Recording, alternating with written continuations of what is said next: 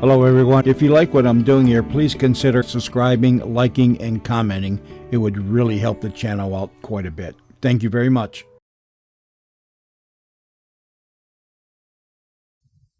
Has anybody got a match? Thanks. Now I can light an old gold and listen to the Sad Sack.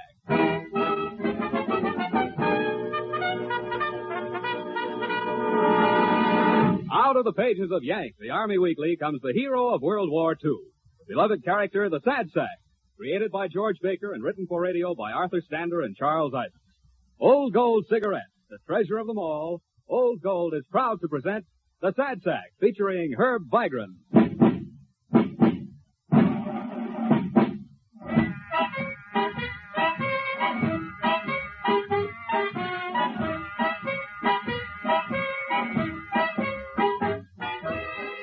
Friends, no cigarette can give you a throat treatment, and Old Golds are not a substitute for throat care.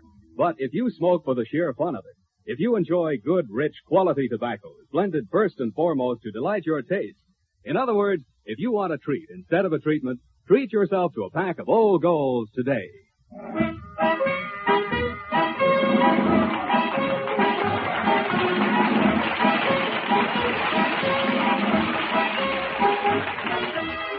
Well, Mr. Twitchell still hasn't wavered in his decision that Sad Sack must not call on his daughter Lucy until Sad Sack has a decent job.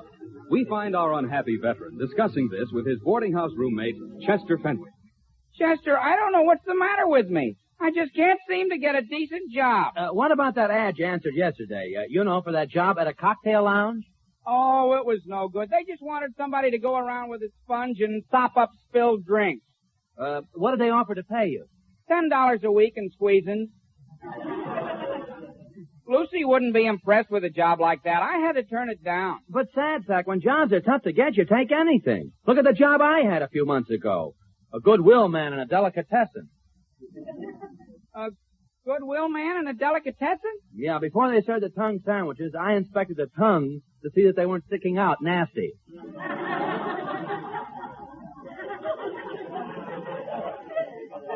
But I have to have a job that has a little importance to it, so Lucy and her father will respect me. Wait a minute, Sack. Why waste your time trying to get an ordinary job? You're a veteran. Why don't you apply for a job working for the city? Boy, there's nothing softer than getting on the city payroll. But, Chester, what kind of a job could I get with the city? Well, you could get on the fire department. Yeah, I don't know whether I'd like that. Oh, it's an exciting life. You go to a raging fire, fight your way through the smoke and flame, and when it's all over, you're back at the firehouse, sitting around with the boys and throwing unguentine at each other. No, Chester, I have the wrong attitude to be a fireman. I'd rather just open a door than chop my way through it. Well, there's the police force. They pay nice money. In fact, I almost became a cop myself. Well, why didn't you? I couldn't pass the physical. My arches were too high. You would have made a good policeman, too. You're so big. Yes, and I'm a bully, too. Look, aren't there any other jobs on the city payroll besides the firemen and policemen? Oh, sure there are, Sack. There's the health department, street cleaning department, building inspection, lots of jobs. Look, why don't you just go down to City Hall, see what's open, and apply? Yes, that's a good idea, Chester. After all, I have nothing to lose. You're right. I'll go down to City Hall. Say, maybe I could get a chicken inspector's job. I already got the badge.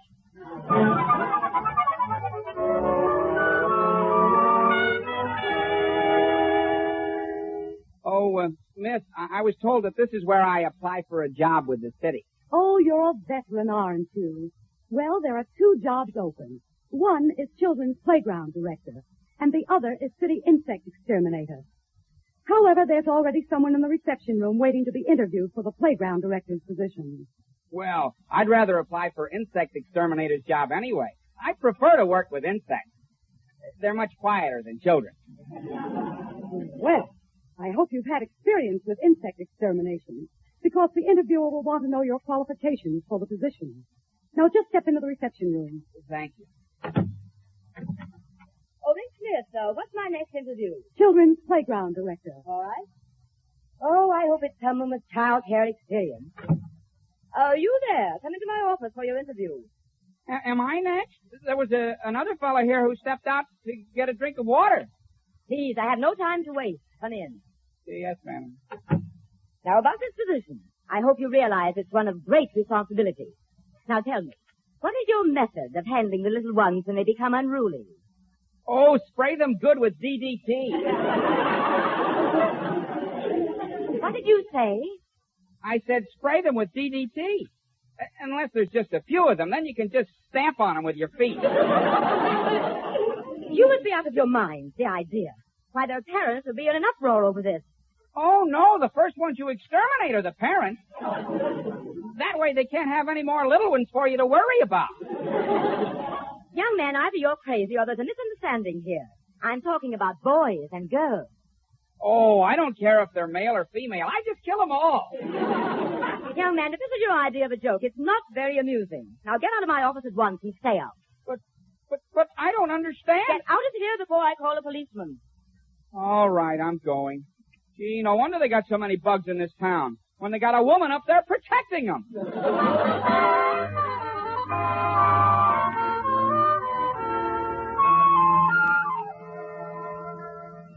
And then, Chester, she told me to get out of her office. Ah, fine thing. But I knew they'd throw you out.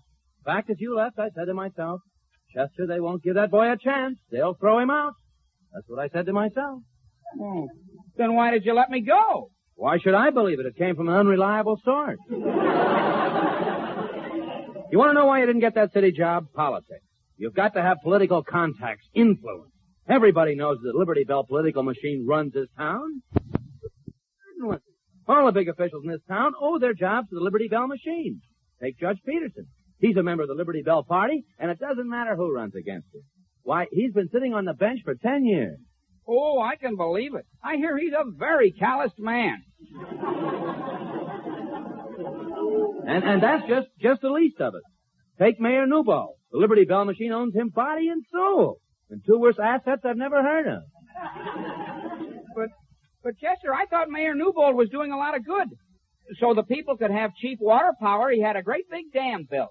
Yeah, but don't you think he should have first found out we didn't have a river to go with it? Chester, in a project amounting to millions of dollars, a person is bound to overlook something. Besides, the dam isn't a total loss. Everybody uses it to play handball again.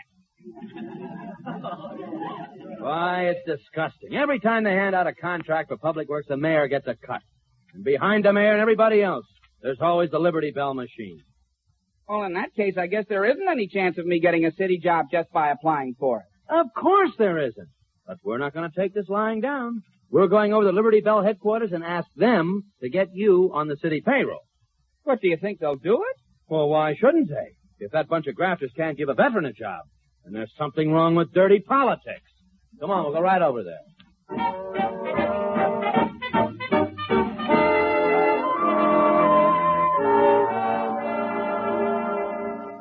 Joe, we gotta face it. The Liberty Bell machine is facing a crisis. All over the country, ex-GIs are winning elections and throwing over the old party machine. Hey, Ed, I don't understand what you worry about the vets for. I don't understand. I thought it was Judge Saunders, the reform group's candidate for mayor, that you was worried about. That's the point, Joe. The point exactly. The town wants a reform mayor. They're sick of us. If we run Newbold again, we'll lose for sure. What we gotta do is take advantage of the trend and put up a veteran so as we can get the veteran vote. Yeah, but where you gonna get a veteran you can control like Newbold? Where? Them vets ain't so dumb. They want houses, and decent jobs, and other non-essentials. After all, we first gotta build that new racetrack before we can buy with the whims of homeless people. Look, I admit the vets are pretty smart boys, but there's gotta be a dumb one we can find. After all, there are dumb civilians. And what's a veteran? Just a civilian with a lapel button and no home. Well, it ain't gonna be easy to find a vet dumb enough for us to control, no. Unless we're sure there's no use in talking about it. Oh, excuse me, but the fellow outside told us you men were the big boys around here. Why, yes. What's on your mind? Gentlemen, I'd like to tell you about a veteran of 4 years' service in the South Pacific. 5 battle stars, an honorable service record, a unit citation. And what happened to him? Gosh, Chester, what happened to him? Quiet, I'm talking about you jerk. Well, what happened to him? Yeah, what happened to me? He went down to City Hall.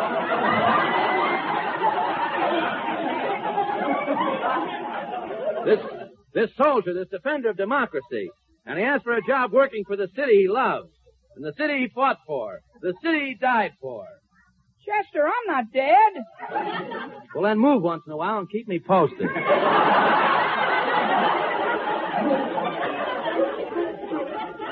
Anyway, gentlemen, when he asked for this job, did he get it? Did he? No, he didn't. I was there. Well, why bother us about this? Why, everybody knows the Liberty Bell machine runs this town and controls the city jobs. Now, this boy has to have a political job. He's too dumb to be anything but a politician. Please, Chester, don't tell them I'm dumb. That won't make them want to give me a job. Wait a minute, gentlemen. Joe, did you hear that? A veteran, been overseas 4 years, got battle stars. Yeah, and he's a real ignoramus. He is a real ignoramus. Yeah. He'll make a fine mayor, fine. My boy, your friend has convinced us that it is our duty to you as a veteran to get you started in a position with the city. Oh, that's wonderful. I'm willing to do anything you can suggest. Oh, that's fine. Just the man we need. But why start off with some insignificant little job? Well, that's mighty nice of you. After all, if you have something a shade above starting at the bottom, it would be nice. Just what position did you have in mind for him? The Liberty Bell Party is going to run him in the coming election as their candidate for the office of mayor. Oh, that's fine. I think... I don't get it. Well, why shouldn't the next mayor be a veteran? Why? Most of our young citizens today are veterans. It just shows that the Liberty Bell machine gives the people what they want. Well, I still don't get it. We walk in, I say a few words, and now he's going to be a mayor. Hey, what a salesman I must be. My gosh, who knows? If I don't keep my big mouth shut, he's liable to become president.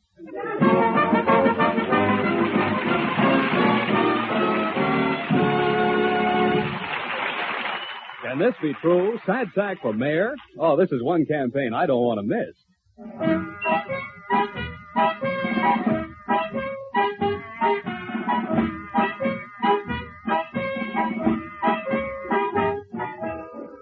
Well, as hard as it is to believe, the Liberty Bell Party, for reasons best known to us, is actually going to run Sad Sack for mayor.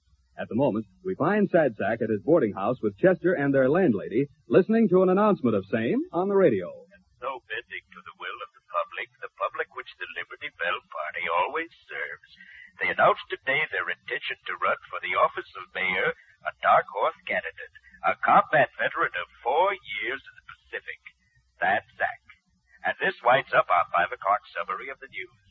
Now a word from our sponsor, Lady Lastborn's Hotcake. You have just been listening to the noted news analyst, Drew Gruskin. Mr. Gruskin's views are his own, and in no way express the views of Lady Lastborn's Hotcakes. For Lady Lastborn's Hotcakes are non-political and delicious. Lady Lastborn's Hotcakes contain no minerals, no vitamins, no uranium. It's just 100% pure hotcake. So don't forget. Well, that's enough of that. Well, it's true. I can't believe it, but it's true. I heard them say it. Sad sack for mayor. Of course it's true. Gosh, wait till Lucy and Mr. Twitchell hear I'm running for mayor. They'll have respect for me now. Sack, enough of this idle talk. We've got to get busy. We've got to plan your campaign, your platform. Yes, I've got to get a campaign slogan. Let's see. Oh, I know. I shall return. What is that?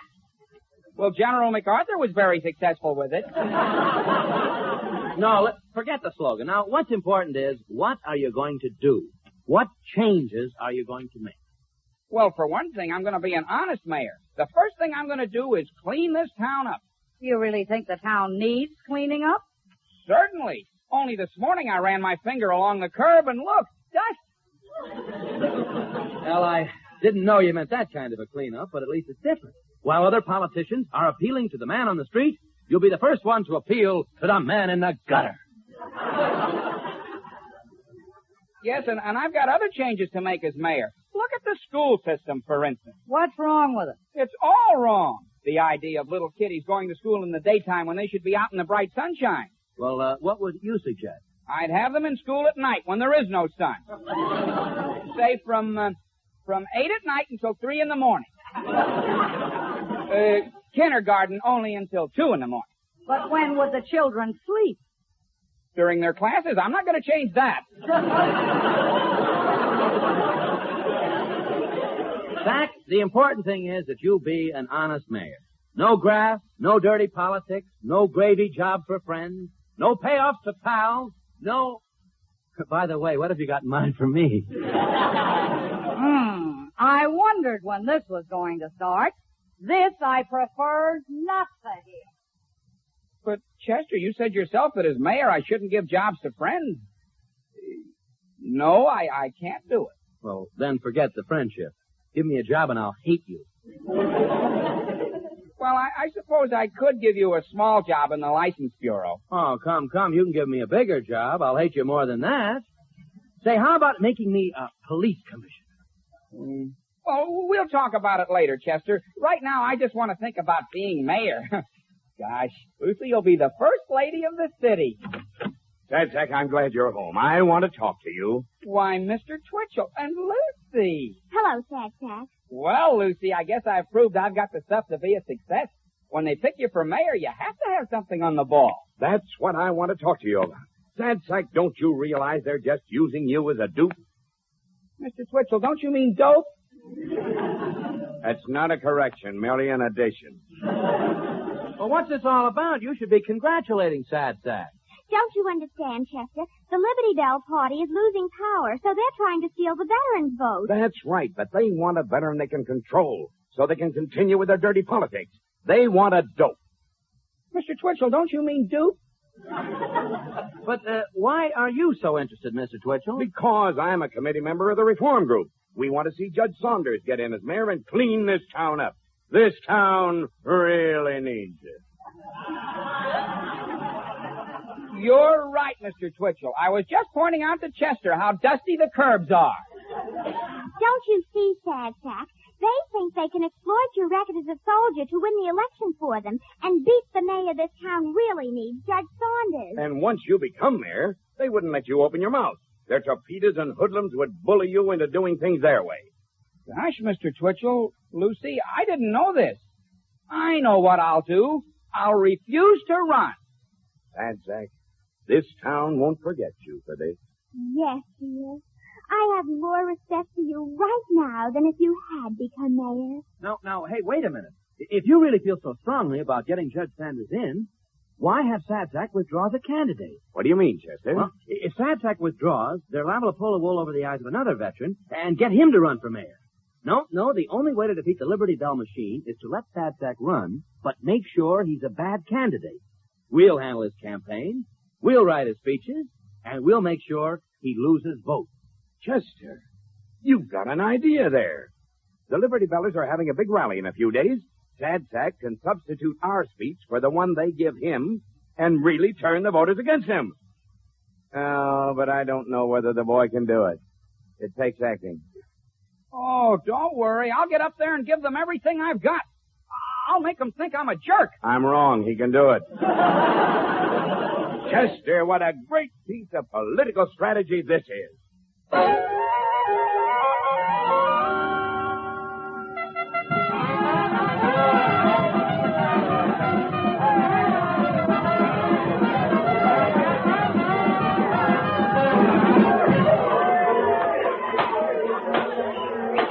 And now, citizens of our glorious city, the Liberty Bell Party would like to present its candidate for mayor, a newcomer to politics, but a veteran that's fighting for freedom, our G.I. choice,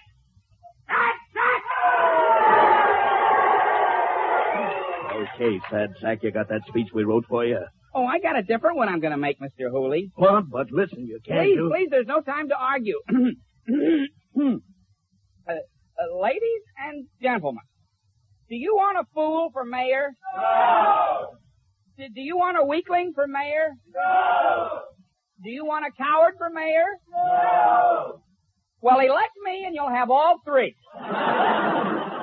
In fact, fellow citizens, if you have any brains at all, you'll vote for Judge Saunders on the reform ticket.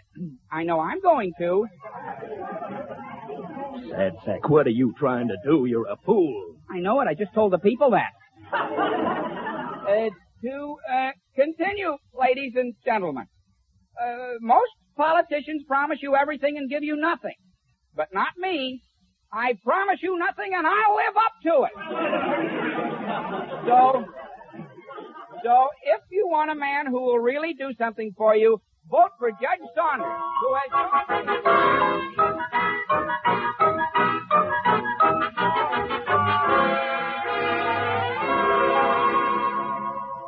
Oh, Sack, you were wonderful. If that speech didn't succeed in making you unpopular, I don't know what could. Nobody in their right mind would vote for you now. Yes. Did you see how mad Ed Hooley, the Liberty Bell boss, was? Gee, I just got out of there in time. Oh, I can't wait to hear... Why, Mr. Twitchell, what's the matter? I can't believe it. I can't understand it. It's impossible. Give me an aspirin. No, better not. Give me poison. Why, what's wrong? You ought to be happy over Sack's speech last night. Happy? Look at these newspapers. Town goes mad over GI candidate. Any man honest enough to admit his shortcomings will make a more honest mayor than this town has ever had. Sad Sack chose the wit and decision of another Abraham Lincoln. Lincoln? Gee, do you think they'll ever put my head on a penny? I don't know, but you got the right size head for it. Chester, we're in a mess. The whole idea boomeranged on us. Sad Sack's the most popular candidate the town's ever had. I'll get it. Hello, Sad Sack speaking. Hello, Sad Sack. This is Ed Hooley. I want to apologize for last night. I didn't realize what you were up to, my boy. Oh, what a politician you are. The newspapers ate it up. You're a cinch to be our next mayor. Well, I'll talk to you later. Chief, goodbye. That was Ed Hooley to congratulate me. I guess we are in a mess. We've got to do something to save this election. Oh, wait a minute. There's still time left to make Sad Sack unpopular. Now, let's think. One of the things that politicians do to make themselves popular that we can reverse. They kiss babies. Don't be silly. Wait a minute. The boy's got something there. Women will never vote for a man who doesn't like their children. We'll have Sad Sack going around refusing to kiss babies. It can't miss making him unpopular. Come on, Sad Sack. We'll go right over to the park.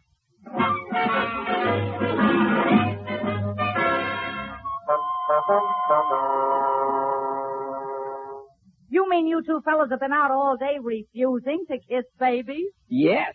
I'd go up to a mother and say, I'm candidate for mayor. Is that your baby? Then she'd say, yes, would you like to kiss him? And I'd say, no, thanks, I don't like to kiss babies. And boy, would they throw him a dirty look after he refused to kiss their kid. Oh, he's certainly unpopular now. Mr. Twitchell. Not again. I can't believe it. I can't understand it. It's impossible. Give me an aspirin. Give me poison. Better yet this time, just stab me. Well, now what? Look at these headlines on every paper in town. Sad Sack refuses to kiss babies to win votes. Would rather lose votes than take chance of spreading disease. Board of Health now solidly behind GI candidate. First sanitary politician to run for office. What a mess. The more he does wrong, the more they want to elect him. Well, I'm sorry, Mr. Twitchell. I don't know whether there's enough time left to make him unpopular. There's just one more rally for him to speak at. Oh, it's no use. Wait. I've come to a decision. As long as I'm so popular, why shouldn't I become mayor? Only a good one like Judge Saunders would be. Instead of pretending I'm a fool at this last rally, I'll be myself. Oh, no change, huh? Yes, there will be a change. As long as I'm so popular, I'll promise the things we veterans need. New houses, decent jobs, and honest administration. Sad Sack, if you'll do that, then I'm behind you. Go to it, son. Thank you, Mr. Twitchell.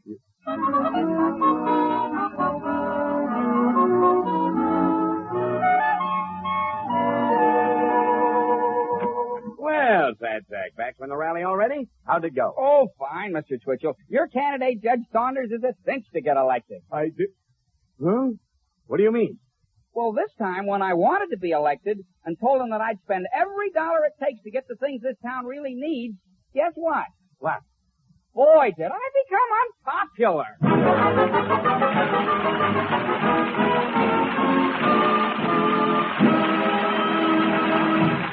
The Sad Sack returns in just a moment. Smokers, you be the judge and tell us if we're right or wrong. We think that when you light a cigarette, you want the deep-down pleasure of rich, fragrant tobaccos. So instead of making a to-do about throat irritation and medical claims about smoking, why, we just talk to you about tobaccos, the tastiness of tobaccos, the unique fragrance and aromas of tobaccos, the kind of goodness in old gold tobaccos that makes you say, and ah, and by golly, this is it. No cigarette can give you a throat treatment. But for the pleasure of Old Gold smoke rolling smoothly on your tongue, come to Old Gold. Yes, if you want a treat instead of a treatment, treat yourself to a pack of Old Gold. Ask for them at your tobacco counter. Look for them in the cigarette vending machine.